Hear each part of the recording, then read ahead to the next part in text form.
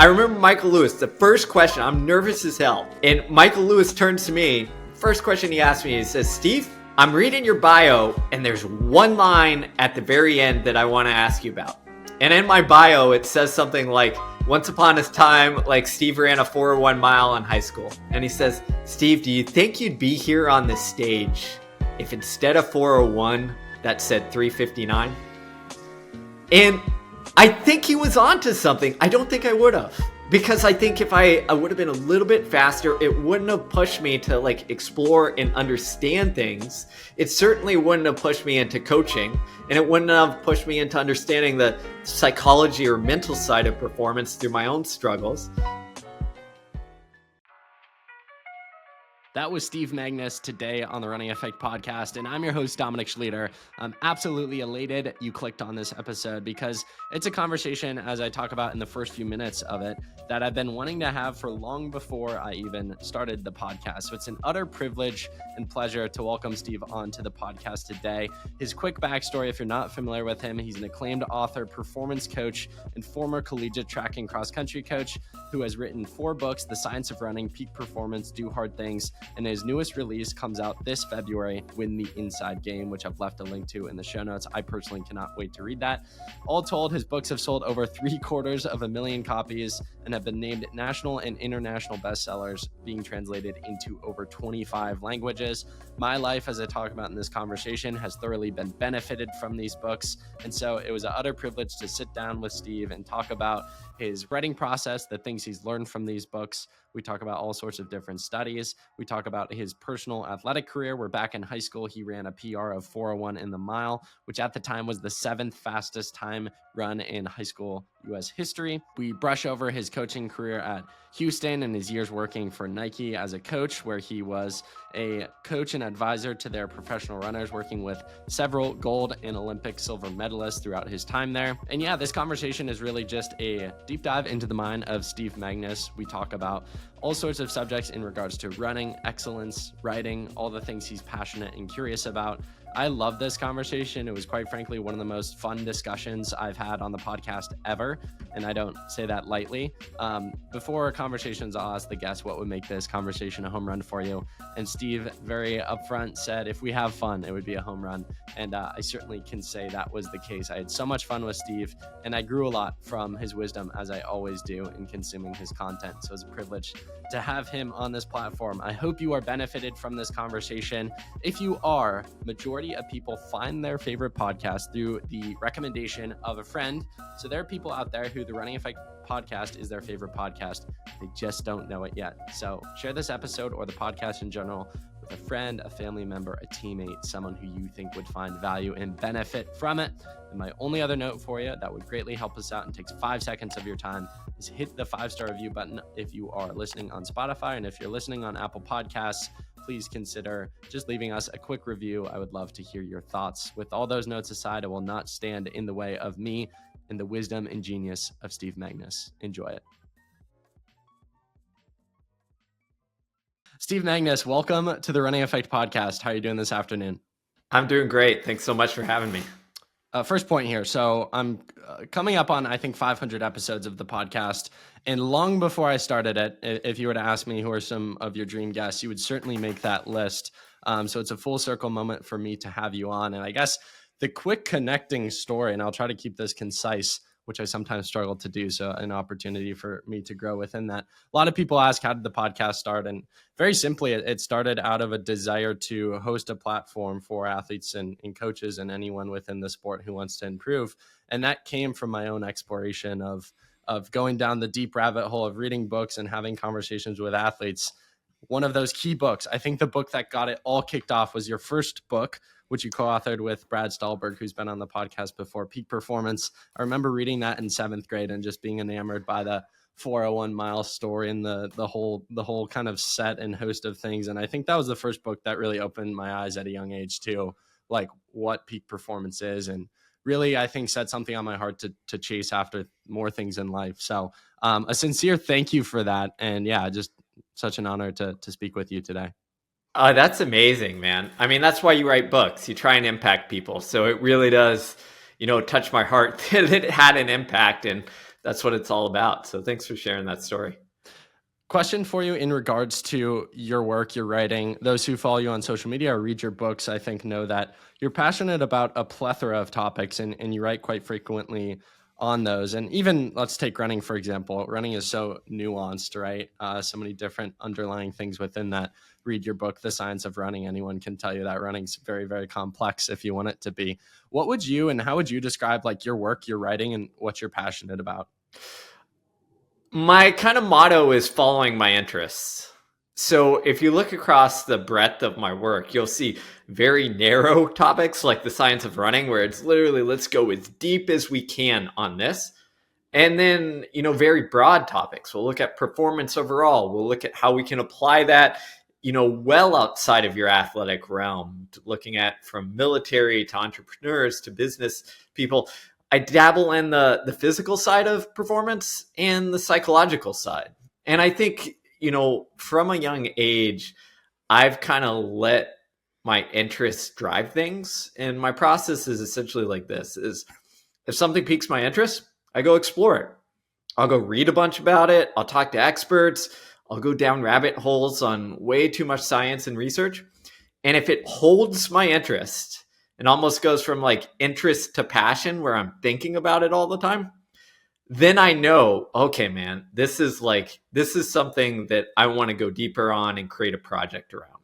Sometimes that's a book, sometimes that's something else, but that's my guiding principle. And I think one of the reasons that's really important to me is that it allows me to not get trapped, right? So it's very easy for me to just say, hey, I'm going to be the running guy. We're going to talk running, training, coaching like 24/7. And I could do pretty well with that. I could sell training programs and coach all sorts of people.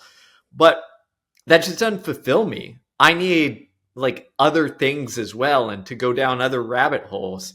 So it's really like understanding my sense and where my motivation comes from, and then trying to build my, writing or career life or even social media life around, fulfilling that so that I can hopefully sustain it for a long time. Be honest with me, Steve. So tomorrow, if you were to be passionate about learning and playing the piano, would you actually be comfortable writing content around that and just switching everything up? I think what I've learned is performance is performance.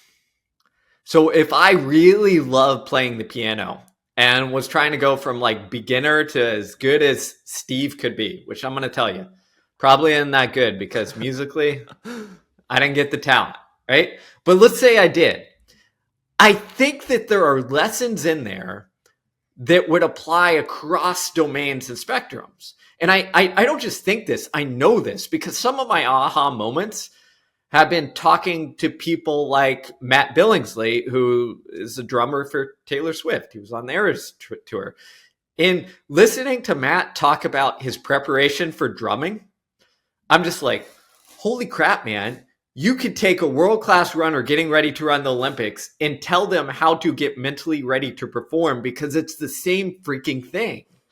And, that's where, maybe it sounds a little narrow to go off on piano, but I guarantee you, if that was the driver, I'd figure out some way to tie it broader. So it's not just, music aficionados who are going to read it and learn from it, but others as well.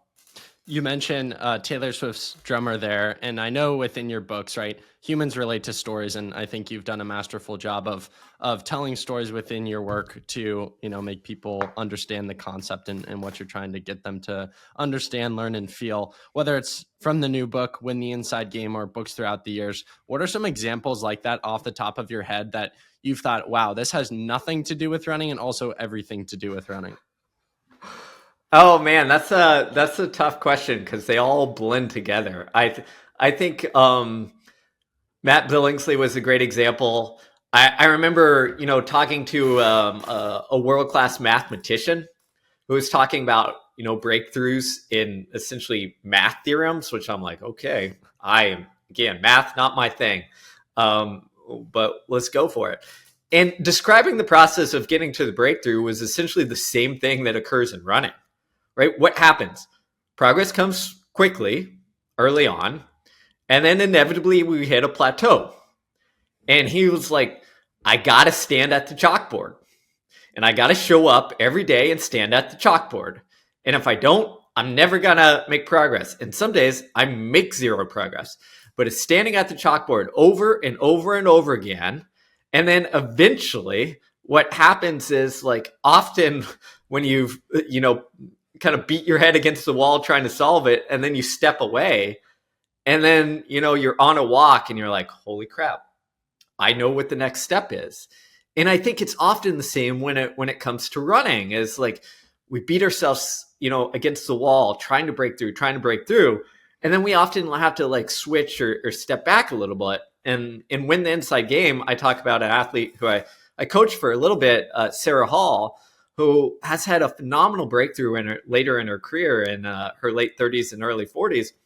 And if you talk to her, and she's talked about this publicly, it's akin to letting go, right? Instead of chasing the time or the outcome. Sarah's famous for throwing her watch into the stands during the marathon and just saying, screw it, let's run by feel. Instead of saying, I'm going to set the American half marathon record during that race, she essentially said, like, we reframed the goal to the feeling. I wanted to feel like I was a competitor gliding along, flying with all these other wonderful women and seeing what happens. And again, it ties back to that mathematician at the chalkboard, like, do the work. And then sometimes you got to step back in order to get that, get off the plateau and break through. Something I absolutely love about your work is running is kind of mentioned within all of it, or at least parts of it, but the work is not about running. And I think that's how you're able to reach as many people as you have. You've sold over 750,000 copies. Maybe I'm wrong here. Correct me if I'm wrong here, if you think differently. But if you wrote every book how you wrote The Science of Running, it probably would not be even remotely the result. And that's something, frustrated is a strong word, maybe for lack of a better word. I get frustrated with people who are geniuses within the sport of running, but really limit themselves within the subject.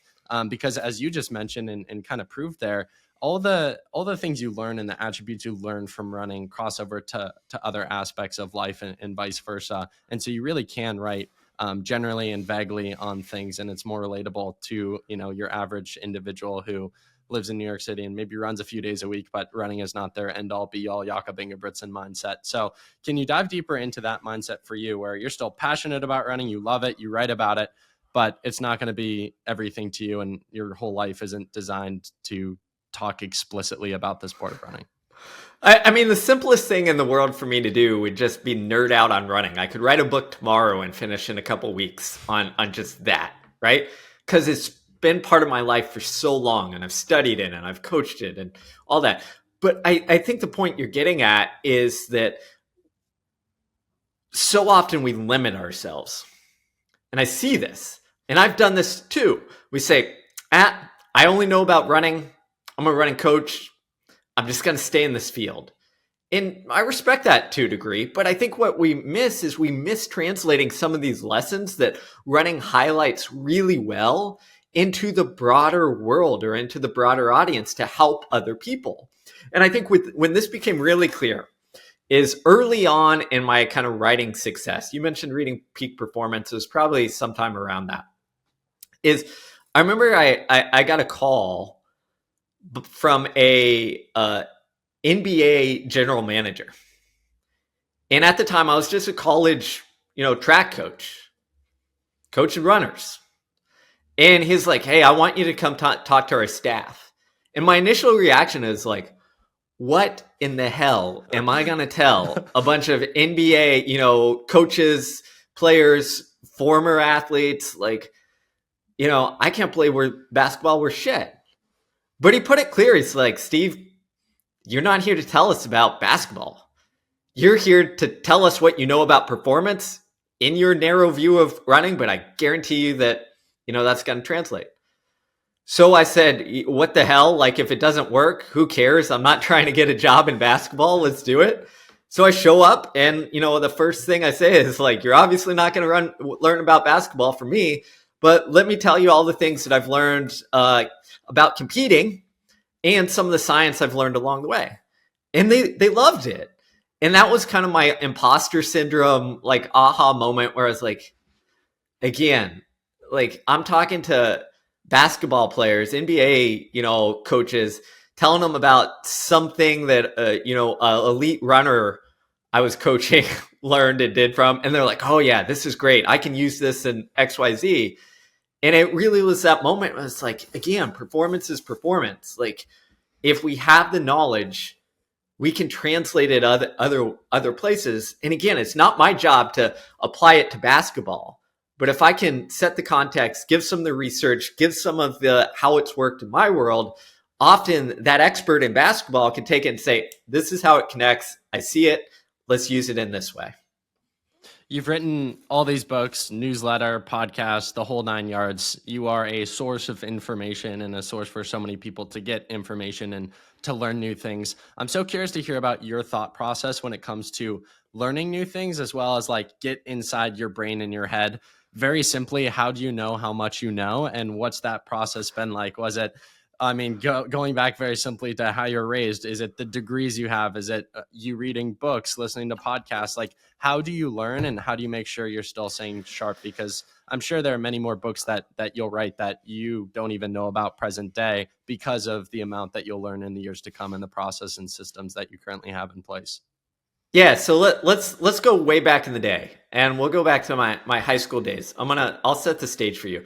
If you see me now, you probably think, Steve probably read a ton of books, was like interested in academics, like was always studying. No, not at all. I swear to you, I think the only book I finished in high school was Once a Runner.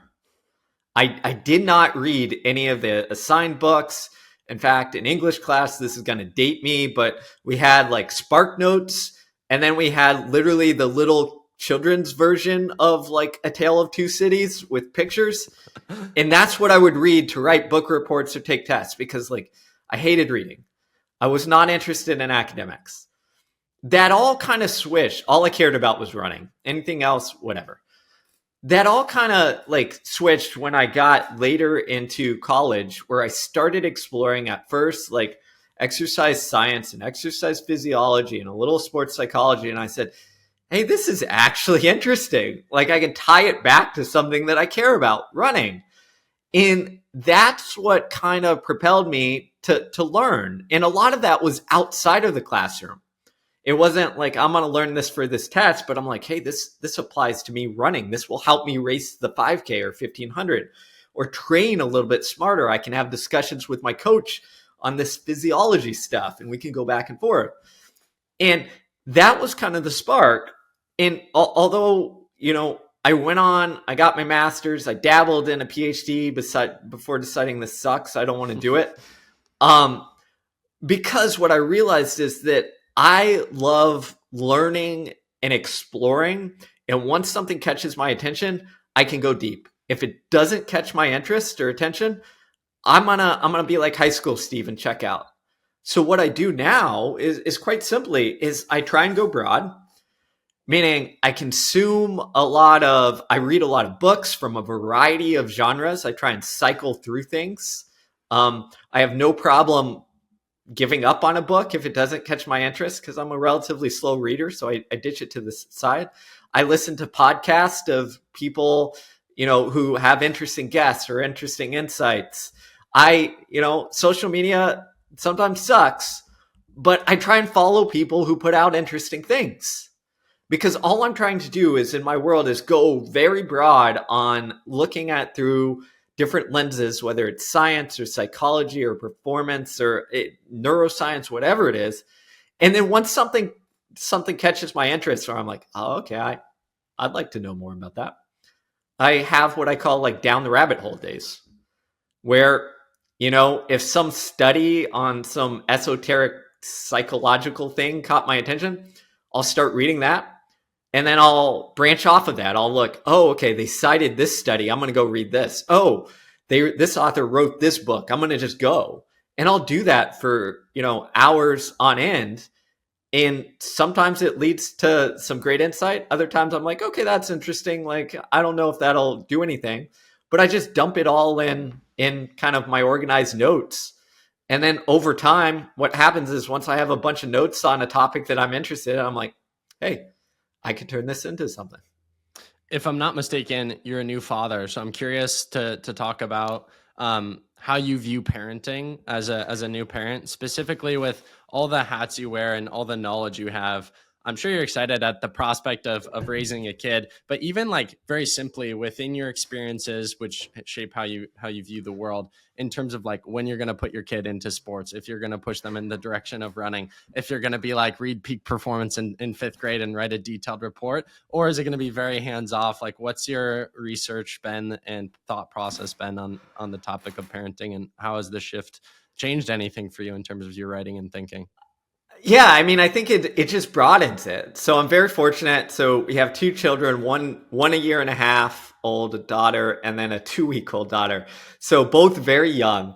But I think it's fascinating because like little kids are like sponges and explorers. And if you watch our toddler, like all she's doing is learning. But she's not learning through reading a book. She's learning through exploring the world. And it's so cool to see. And you can also see, I'll give you an example.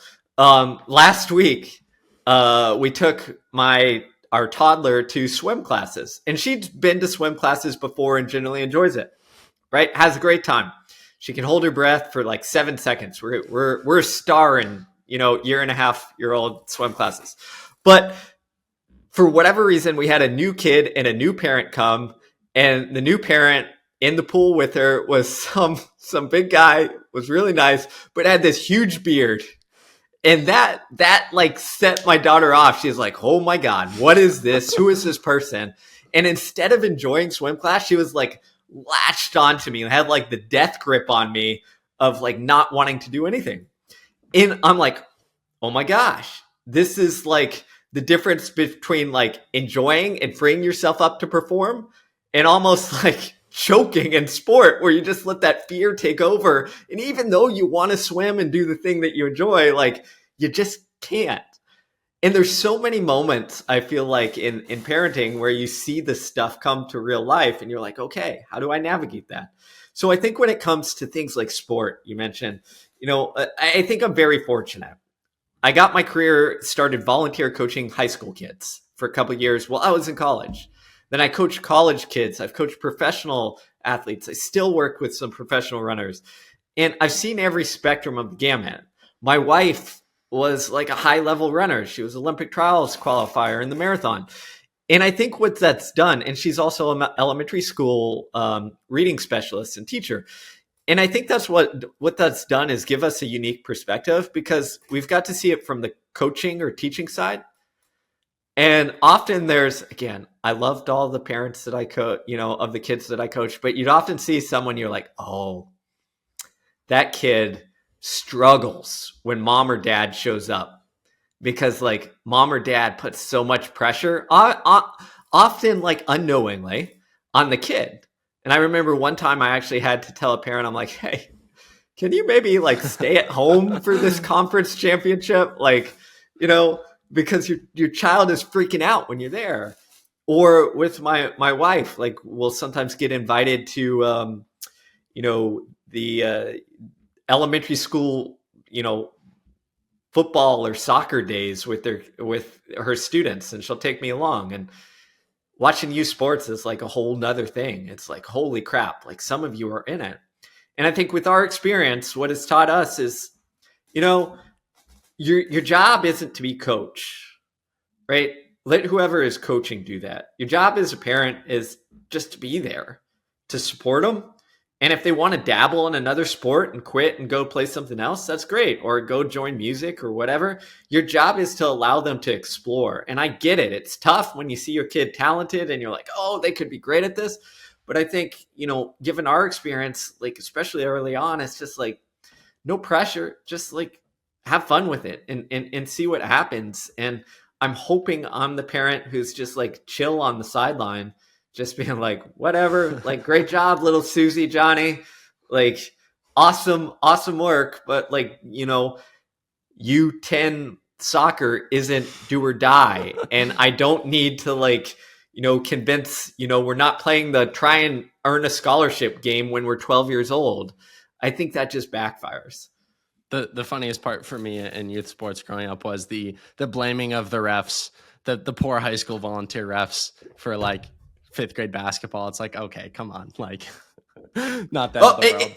it's wild. It's wild. Literally, and I talk about this in Win the Inside Game. I went to a youth soccer game around I think they were 8-year-olds.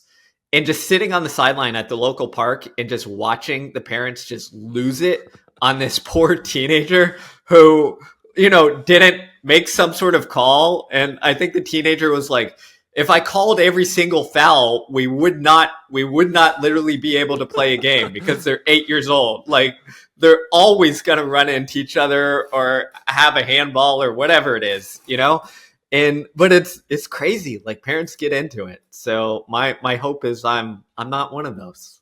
Hypothetically, your daughters, get into the sport of track and field, cross country, whichever it might be, and they're like, Dad, can you come out, for a training run with us? At what age will they surpass you in terms of running talent? I know you're still keeping up with your running. Strava followers of you will know that. I think you run, somewhere 35 to 40 miles a week. So you're staying fit. At what age will you start to be beat in the local road race 5K, you think?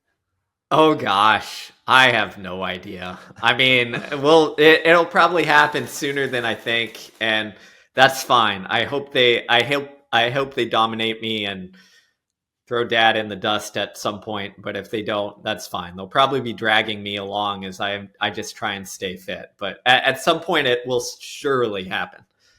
Something interesting that I kind of learned last year, just in conversations with so many successful people, is the term hard work means so many different things to so many different people. And it was always encouraging to me when I was in rooms with people much more successful than myself. And I realized, wow, I really don't have work ethic. These people are just blowing me away. All the things you do, I'm really curious to ask that question to you. How do you define hard work and work ethic? And what does that look tangibly like to you where you feel good about your output? I think it's just showing up. And I think this applies to running, it applies to writing, it applies to everything, is do I show up at the things that I care about? And it applies to parenting. Like, I've got to show up to parenting. Like, I can't be on my phone while I'm trying to play, with the little toys with my daughter. Like, it doesn't work. So I think work ethic to me is showing up in those things that you care about most. And sometimes you're going to be able to put a lot of effort in. And sometimes you're going to, start trying and sit down at the page and nothing really comes. Or you go on your run and you're used to running 7-minute pace and that feels like a struggle. So you slow way down. I think that's okay. I think it's just about, showing up. And I think the same is true with effort. Is I think effort I look at as how much attention and focus can I get out of the day? Meaning, think of it in running terms. If I'm going to do a hard interval workout, I'm going to have to give all my attention and focus to it, because there's going to be a point in that interval workout where my mind is like, dude, Steve, you're not trying to set the world on fire. Like, just call it. Stop. Like, no one cares. And I'm going to have to bear down and be like, okay, how do I convince my mind that it's important that I finish out the next couple intervals or next couple reps? I'm going to have to be focused and intentional. And that's how I kind of see effort, is like, sometimes effort feels good, right? When everything clicks and you're running fast and maybe you're in the zone and you're going really fast and it feels hard, or it is hard, but it just flows, Sometimes you're giving your all and it feels easy. And other times you're giving your all and it feels really freaking difficult and effortful and painful, even though in both situations, it's everything you got, right? We experience this in races all the time.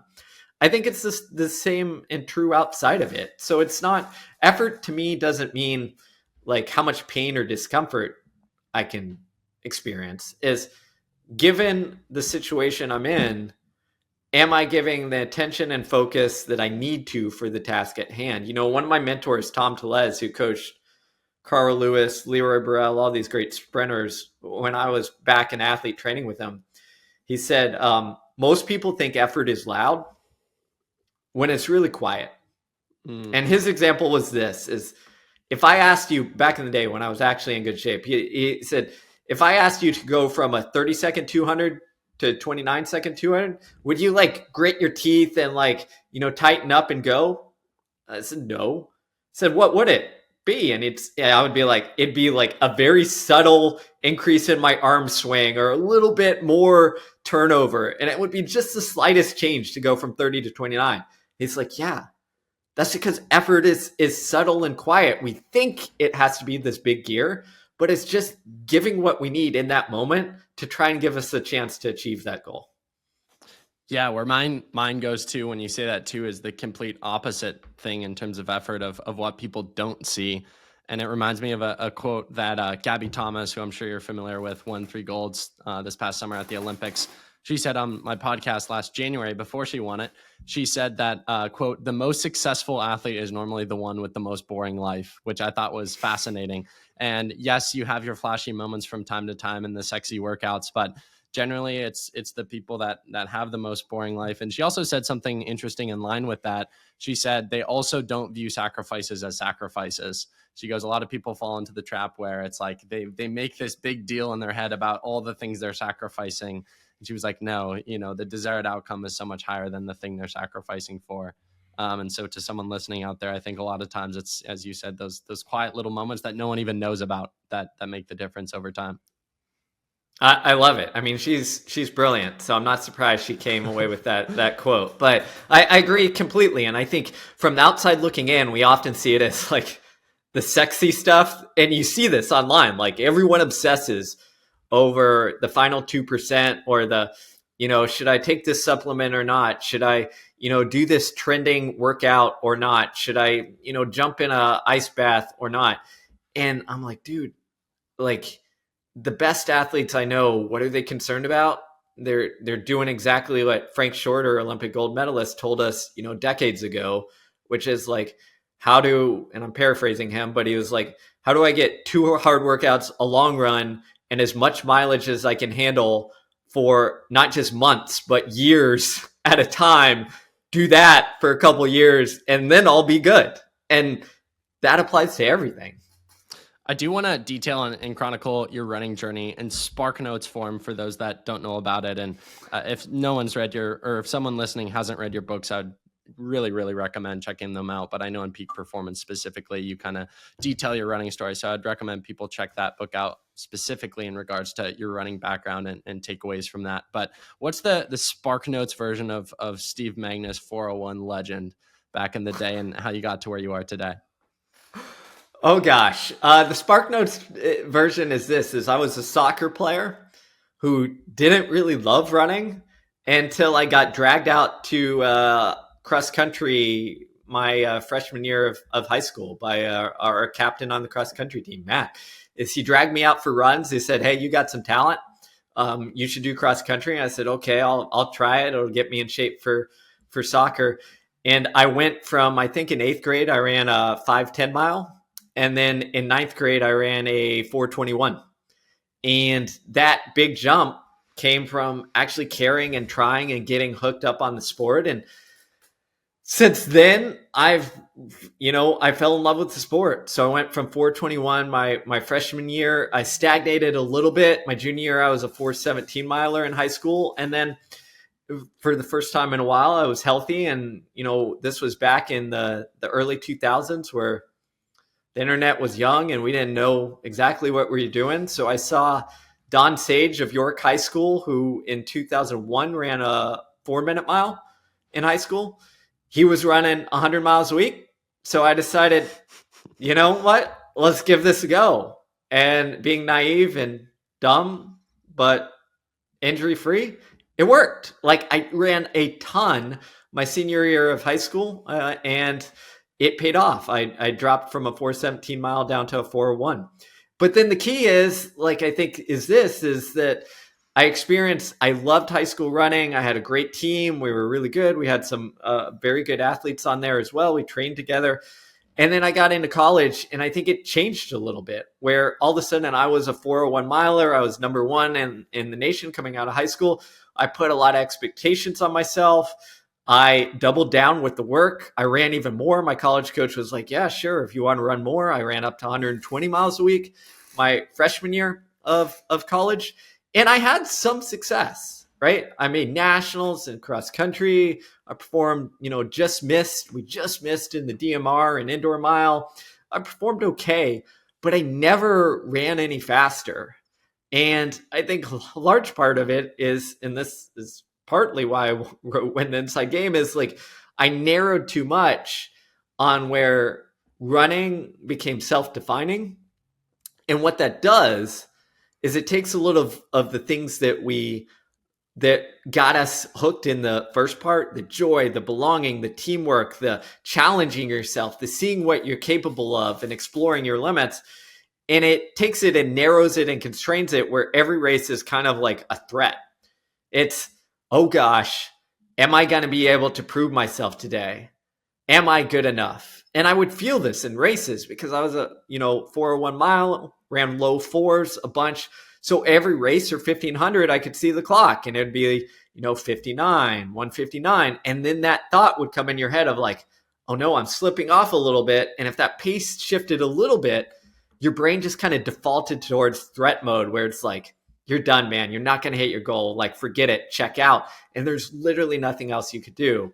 So I think in my athletic career, that self-defining narrowing kind of limited me. And then after that, I ran for a little bit post-collegiately, but more so got into coaching and enjoyed that for a really long time. If I'm not mistaken, when you ran that 401, it was the 7th fastest time in U.S. history at the time. Looking at the list now, Connor Burns now holds that 7th place, running 358.83. And then the next 3 times in front of him are in the 57s. It goes 56, 55, run by Jim Ryan. And then the 53 record that still stands this day by Alan Webb. Do you ever allow yourself, maybe on these runs these days, to drift off into the future self, where you maybe had some dragonflies and Morton bicarb and perfect mental performance experts that you could now hear on podcasts and think, man, if only. First off, we were running in this junk, these junk spikes without the super shoes. But no, in seriousness, yeah, of course your mind goes there. But, 2 years ago, I was fortunate. I was at a conference on stage with Michael Lewis, Sue Bird, and Brad Stevens. And I don't know why I am up there, because they're all way more accomplished than I am. But I remember Michael Lewis, the first question, I'm nervous as hell. And Michael Lewis turns to me. The first question he asked me, he says, Steve, I'm reading your bio, and there's one line at the very end that I want to ask you about. And in my bio, it says something like, once upon a time, like Steve ran a 401 mile in high school. And he says, Steve, do you think you'd be here on this stage if instead of 401, that said 359? And I think he was onto something. I don't think I would have. Because I think if I would have been a little bit faster, it wouldn't have pushed me to like explore and understand things. It certainly wouldn't have pushed me into coaching, and it wouldn't have pushed me into understanding the psychology or mental side of performance through my own struggles. So I think, Michael Lewis is smart. Like, sure, maybe it would have felt nice temporarily to have a 350 something in front of my name. But I think over the long haul, I'm much better off falling just short. Totally agree with you there. And I have to limit my thought process here, because this could be a 2-hour podcast off of that one point you made there. But I think, the secular saying is hindsight is 2020. The Christian saying, I'm a Christian, is like, God's got a plan for you. Everything happens for a reason. And for me in my own life, I did start the podcast in high school, but I took a gap year out of high school, which kind of led into me doing it full time, and it's skyrocketing, at least. I feel like we're still unknown for what I know we're going to accomplish, but at least to the point where I can make it a full-time job. And for some brief context in history, I was like so set on getting into Stanford or Notre Dame. And I have that same thought process of like, if I got into Stanford, would the podcast be what it is today? And I can almost for sure say, no, it wouldn't. at the time didn't make sense, was frustrated. But then you look back and you say, oh, everything that, it makes sense. It lines up perfectly. And I think that's reassuring for a lot of people and a good reminder for people when things don't work out perfectly. As a lot of times I do believe it happens for a reason. And as they say, rejection is just a redirection. I think every single time, if you view it that way. Spot on. And because I'm a science nerd, I'm gonna throw some research that I just read the other day. Let's do it. When you're looking at successful people in a variety of career space, they had this broad research study and survey that looked at how they got to their eventual job, the one that had paid off and they've done really well at it. Something like 65% of those people said that serendipity played a huge role, which is essentially like luck or chance of like stumbling into this spot that was not anywhere close to the path that they had laid out beforehand. And it's the same with kind of you in the podcast, right? Not going to Stanford, doing this. It's the same with me in writing. Is, again, you ask my 7th grade English teacher if Steve was going to be a writer, and she'd probably be like, hell to the no, like he can't spell. But I ended up this way through a bunch of, serendipitous, things that happen in life, like not running a little bit faster. Like even to a degree, my first initial books came out of the realization that while I was going through this crazy wild whistleblowing process, that I'm like, oh crap, I better have a backup career, just in case I can't coach. So maybe I'll try this writing thing and see what happens. And that literally turned into, a full-time gig where, it's what I do now. So sometimes we think that life has to have this perfect path, but it doesn't. And for most people, even most successful people, it varies and changes dramatically. We just got to be able to go with the flow. Speaking to that 7th grade English teacher, do these people, that person, your high school teachers who knew the Steve who didn't read anything, do they know you? I mean, obviously they know you exist. So let me think of how to frame this. Do they know about current Steve Magness and what you've done? So I'll give you this. It's one of my, it wasn't a teacher, but it was a friend in high school who I knew, pretty well in high school. We were in the classes together, and then we didn't see each other for a really long time. And then we ran into each other, and she put it this way. She was like, Steve, I had no idea you were smart. And like, to me, I'm like, what are you talking about? Like, whatever. And the point was like, it was just like a different approach and a different focus. Like, to me in high school, the focus, the ability was there, but it wasn't pointed at anything except running, because it's like, that's all that I cared about. Or before that, soccer, because that's like all that I cared about. So maybe I'll go call up my English teacher and send her a couple books and see what she thinks. But that's just life. Yeah, that would be cool. I'd be curious to see her reaction there. She'd probably be proud, and then tell every 7th grade class about it and be like, you can be the next Steve Magness. I guess from that point, your former classmate making that comment about, I didn't know that you were smart. This question is probably reserved for more of someone like Rich Roll style, but where do you feel like your drive comes from? And does any of that fuel you from back in the day, those sort of comments? I don't, no, not really. Like, I never think like, oh, I'm not one of those persons who's like, oh, they told me I couldn't do this, so I'm going to do it. Like, honestly, I've had to learn to like, not give a shit. Like, if someone says that I can't do it, like, it doesn't matter. It's their opinion. I don't care. I think where my drive comes from, and it ties back to what we talked about at the beginning, is like, I just let my curiosity lead. And if I'm curious about something, then I'm going to learn about it, or I'm going to go down that rabbit hole, or I'm going to train for that thing. And I don't know where it comes from. I used to think that, my ability to kind of be obsessive, run a ton, etc., was like, oh, I'm a competitor. But that's not the case, because, in my writing career, yeah, I do well, but I don't look at other books and like, hey, I'm going to beat this person in sales or what have you. It's just like, I want a ton of people to read it. And yeah, I care about sales and success and all that stuff, but mostly because it allows me to keep writing. So I think that drive just comes from following interesting things and finding things that capture me. And, not trying to create that passion, but just finding things that spark it. And when it's sparked, fire's lit, you just go for it. You've mentioned that curiosity drives you a few times in this conversation. You just dove into it deeper there. Would you say curiosity is something that's innate, or can you form it? And if so, how do you form your curiosity? That's a really good question. I'd hedge and say there's a bit of both, right? Some people, and we know from psychology, like some people have a higher openness to experience. And if you have a higher openness to experience, you probably are going to dabble and do interesting things a little bit more to find it. But I also think that, it can be developed. And there's research on this, not necessarily on curiosity, but on passion. So for instance, if you see passion as like a soulmate, meaning that you've got to go find the perfect fit. And once you find the perfect fit, your passion will be there and everything will be good. If you see it in that way, we actually perform a little bit worse. And we actually tend to not have that many things that we're passionate about. And instead, if you have kind of like a growth view, meaning instead of finding the soulmate, we're going to try this thing and see if we, grow in love. Essentially, we see passion as something that can expand.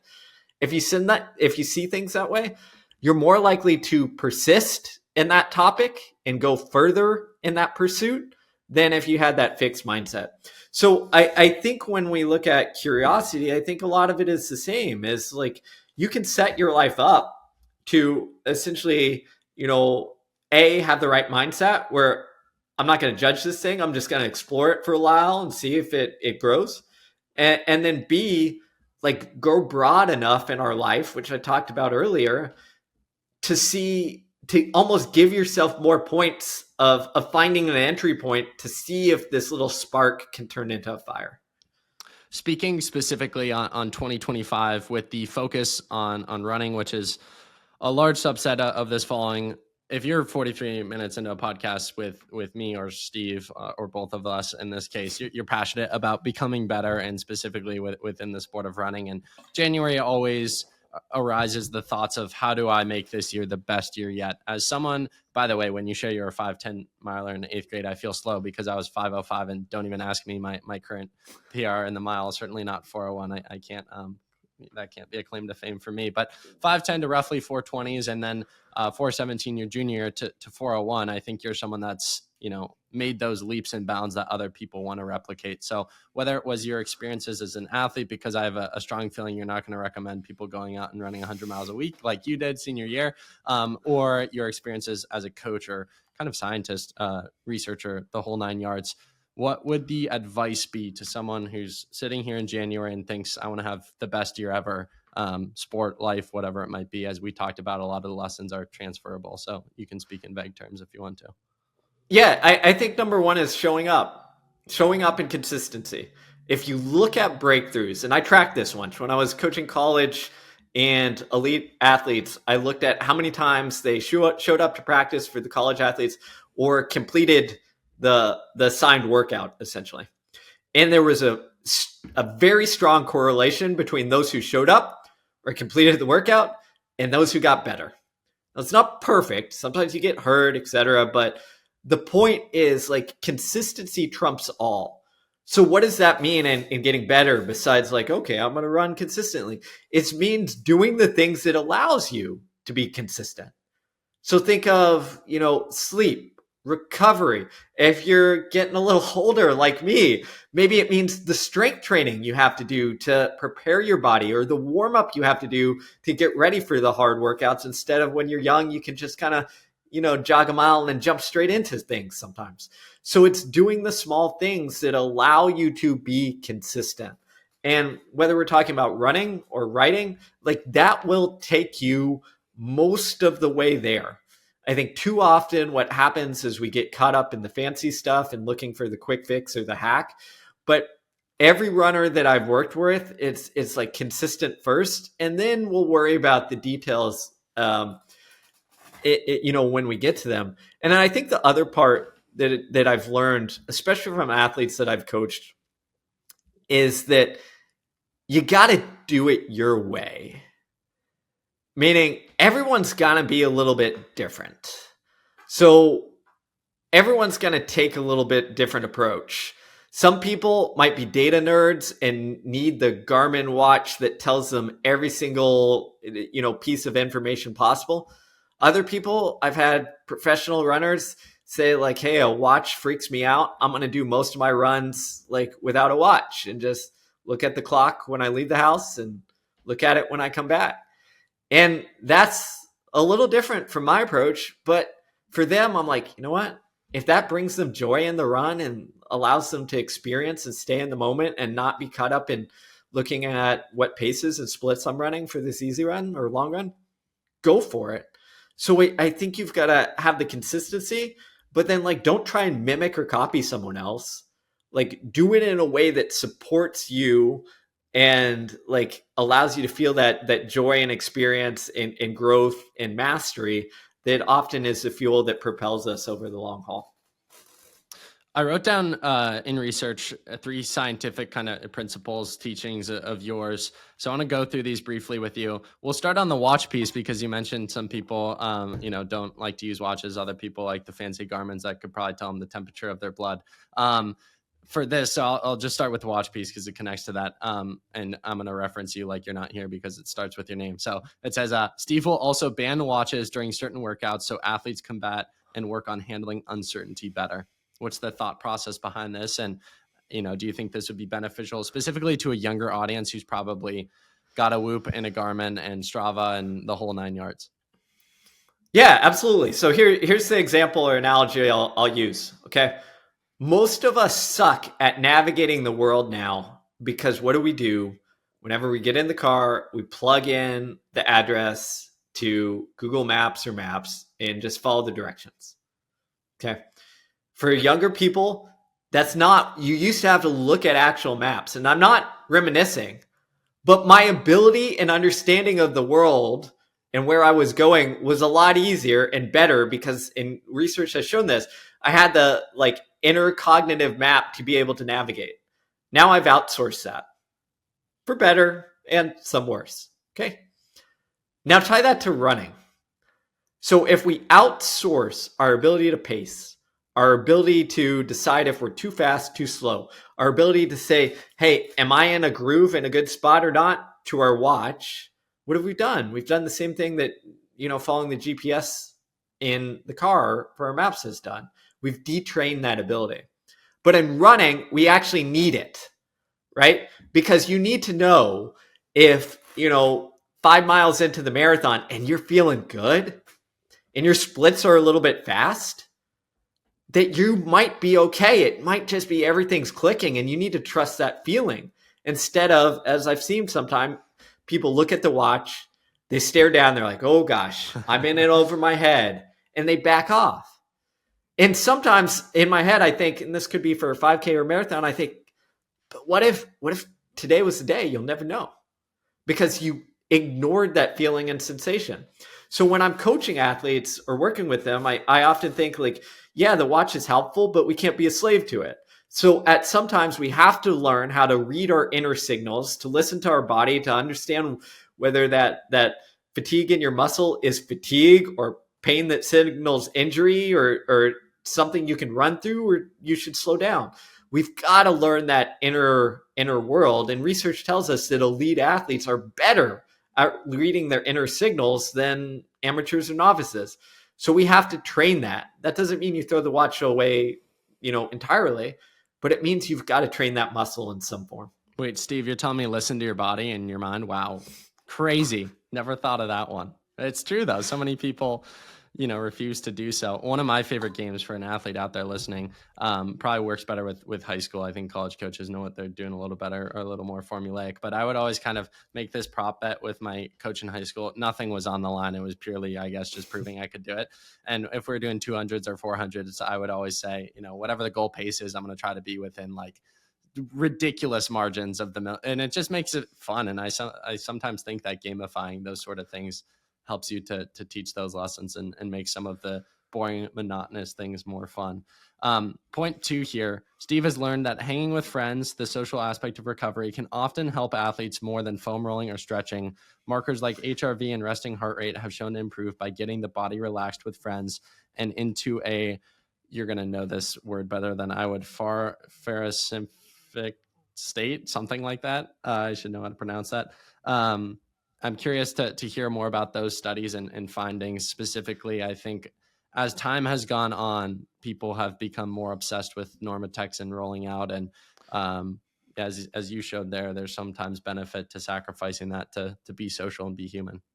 Yeah, absolutely. There's all sorts of fascinating science behind this. I think one of my favorites was a study, I think it was on rugby players, where they took athletes and either had them socialize, so they brought some meals in for people to hang out and shoot the shit, or they let them go through their post-workout routine and just solo.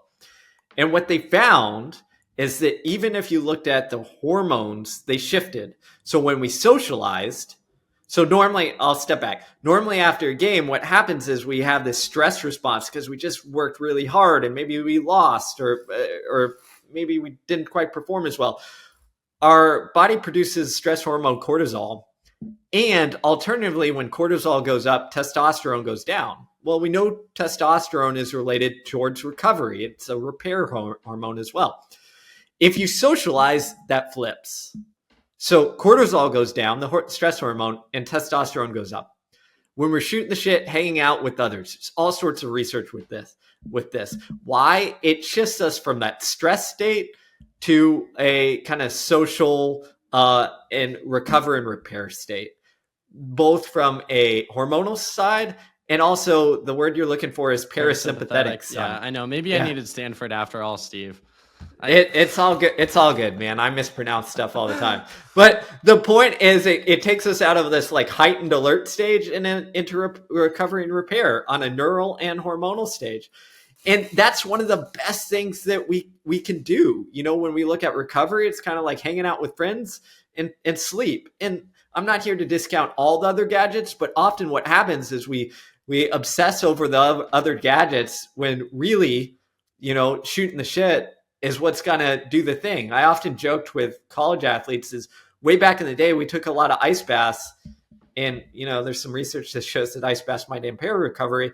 But I think the real benefit was that back in the day when you took an ice bath, you had to all like jump into these stupid cold tubs together and suffer. And what were you doing? You were killing the time by talking to each other after the workout because like it sucked sitting in the ice bath. So you shoot the shit, you hang out. And I think that's the real benefit that we often miss out on.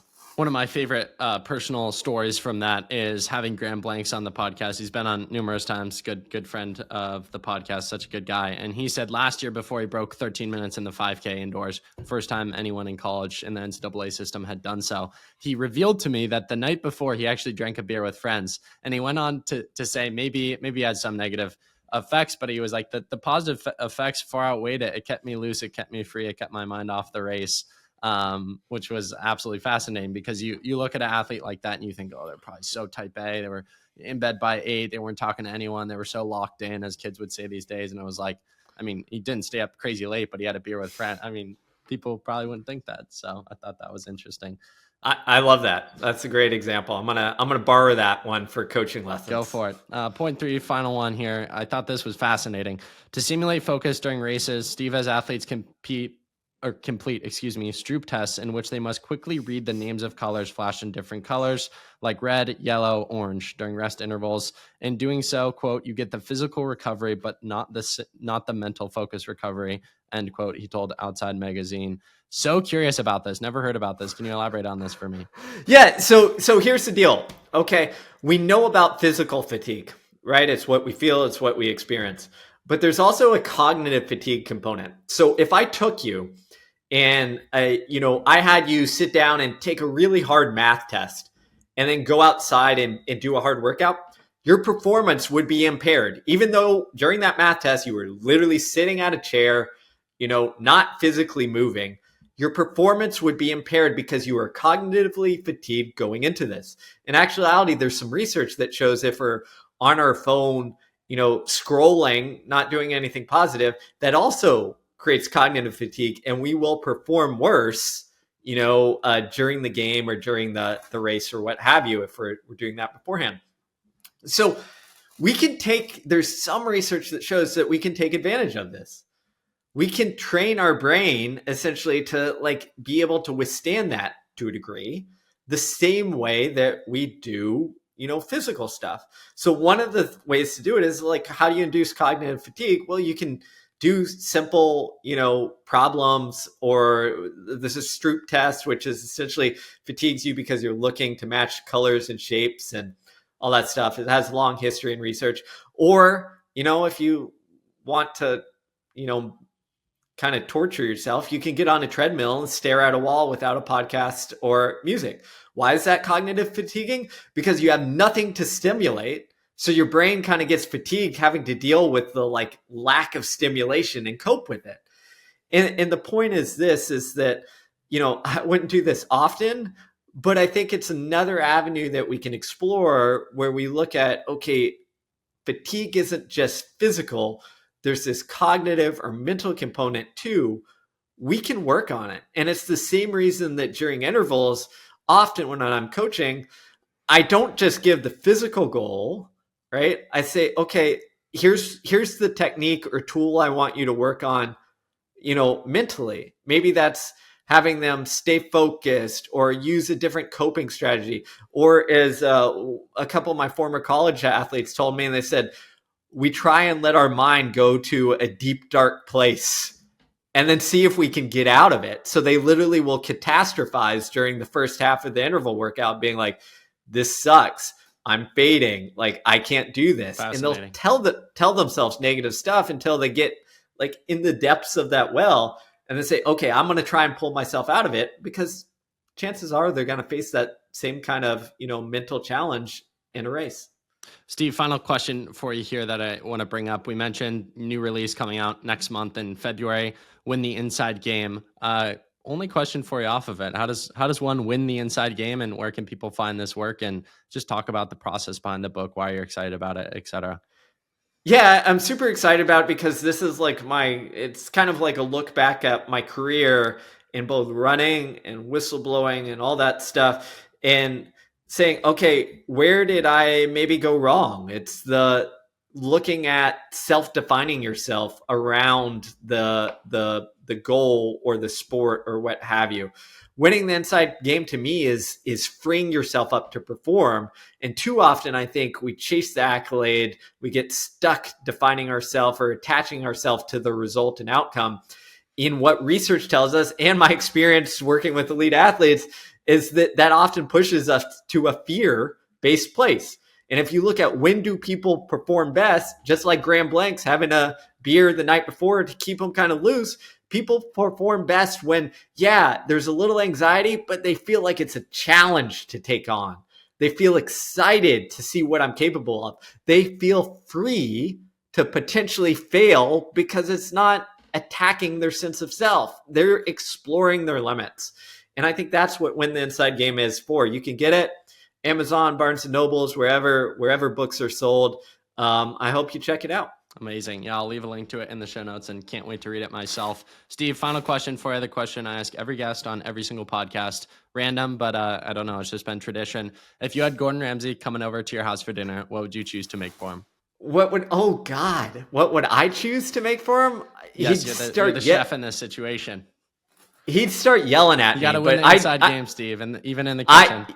No, you're right. I just take the verbal beating is what I would take. I would probably come up with some sort of, I'm a runner, and go with some sort of pasta or spaghetti or something like that, and just play it off as the runner piece, and then just be prepared for the verbal beating. And then hopefully afterwards he'd teach me a couple things about being a chef at a high level, and then I'll turn it into a book and we'll call it good. I love it. I don't know if you know this. A lot of people don't, but I think he's run over 10 marathons. So he's actually, the pasta angle might work with Gordon. There we go. That's what I'm talking about. I did not know that about them. Yeah, he's running a bunch of London marathons. He's actually I think running the threes, so not too shabby. Wow. But anyways, Steve, Really appreciate it. You were absolutely excellent in every sense of the word, and had high expectations for this conversation. Like I said, this has been on my bucket list and you exceeded them. I had a lot of fun. So thank you so much for your work and the ways at which it impacts not just the running world, but the world as a whole and my own personal life. As I said, the podcast was kind of born out of that journey, which started with peak performance. So this conversation and this platform is kind of a product that you got kicked off and helped to get kicked off. So thank you so much for all your work, and I can't wait to read the new book and see how it impacts so many people. Thanks so much. Really appreciate it.